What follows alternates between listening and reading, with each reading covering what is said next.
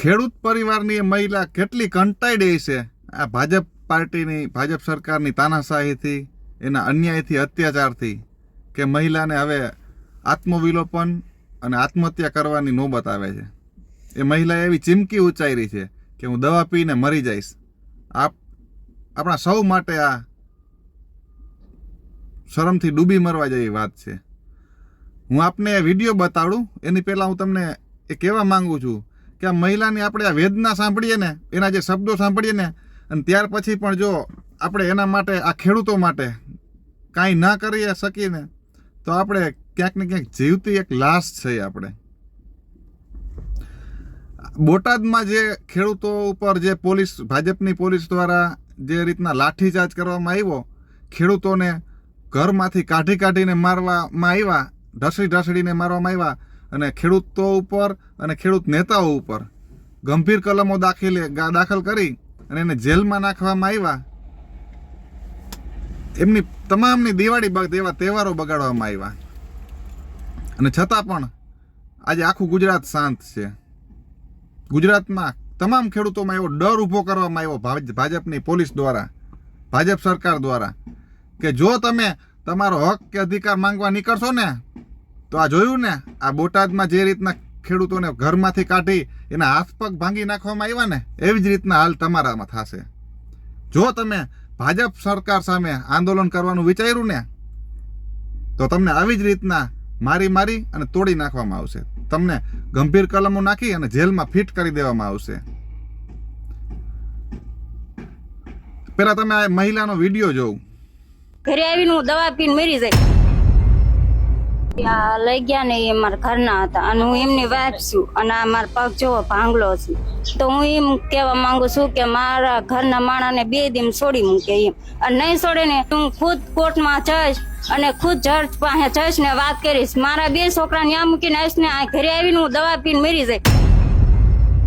બધા જોવે છે જેટલું હાસું છે ને જેટલું ખોટું છે, પછી કેટલી કિંમત રાખવી એમ. આ નાના છોકરાને મોઢા સામે જોવે ને જરા, કે આ નાના છોકરાના બૈરું કામ નથી કરી શકતું એમ. આટલું સાંભળ્યા પછી પણ હજી જો આપણા મનમાં કાંઈ ગુસ્સો ઊભો ના થાય ને આ સરકાર પ્રત્યે, આ તાનાશાહી ભર્યું વર્તન પ્રત્યે, તો ક્યાંક ને ક્યાંક આપણે છે ને હવે એક જીવતી લાશ બની ચૂક્યા છે. ખેડૂતો, આ તમામ ખેડૂતો, હું તો એમ કહું છું કે હું પોતે આપણે ખેતી ના કરતા હોય છતાં પણ આપણે એ ખેડૂતનું અન્ન ખાઈએ છીએ. એ જ ખેડૂત જે કણમાંથી મણ પેદા કરે છે અને આખા ભારતને, આખી દુનિયાને એ પોતાનું અન્ન ખવડાવે છે, પોતે ઊભું કરેલું, પોતે પેદા કરેલું. તો આપણે એના માટે બોલવું જરૂરી છે. આ સરકારે, ભાજપ સરકારે ખેડૂતોમાં અને આખી ગુજરાતના તમામ જનતામાં એવો ડર ઊભો કર્યો છે કે જો તમે ભાજપ સરકાર વિરુદ્ધમાં આંદોલન કરવાનું વિચારશો ને, તો તમને લાઠીઓ, દાંડીઓ વરસાવવામાં આવશે તમારી ઉપર. મેં પહેલાં પણ કીધું છે, ફરી એકવાર કહું છું કે તમે ફાંસીના માચડે ચડાવી દેશો ને, તો પણ અમે ખેડૂતો માટે અને જનતા માટે બોલવાનું ચાલુ જ રાખશે, એના માટે અવાજ ઉઠાવવાનું ચાલુ જ રાખશે, આંદોલન કરવાનું પણ ચાલુ રાખશે. તમે તાનાશાહ બનશો તો અમે ભગતસિંહ બનશી. આને આ જેટલી તાનાશાહી કરશે ને, એટલા જ સામે આપણે, એટલા જ મોટા અવાજથી આપણે એના સામું બોલશી. સરકાર સામું ખોટું કરતા હોય, સરકાર ખોટું કરતી હોય કોઈ પણ સરકાર, ત્યારે એના સામે બોલવું એ હરેક નાગરિકનો જવાબદારી છે ને, અધિકાર છે. આ મહિલાના ઉપર કેવી વીતતી હશે, એના પરિવારનો એક સભ્ય નથી, જેલમાં છે, અને એની દિવાળી જેવા તહેવારો ગયા. વિચાર કરો કે જ્યારે મોદી સાહેબને માતા ઉપર કોઈ એક નિવેદન દે તો આખી ભાજપ પાર્ટી, એના પેજ પ્રમુખો, એના કાર્યકર્તાઓ, તમામ નેતાઓ રોડ ઉપર ઉતરી જાય, ચક્કાજામ કરે, એના પુતળા સળગાવે જે સામેવાળાએ નિવેદન દીધા હોય એના. અને 85થી વધુ ખેડૂત નેતાઓ જેલમાં છે. એક ભાજપના એક પણ વ્યક્તિએ બોલવા તૈયાર નથી.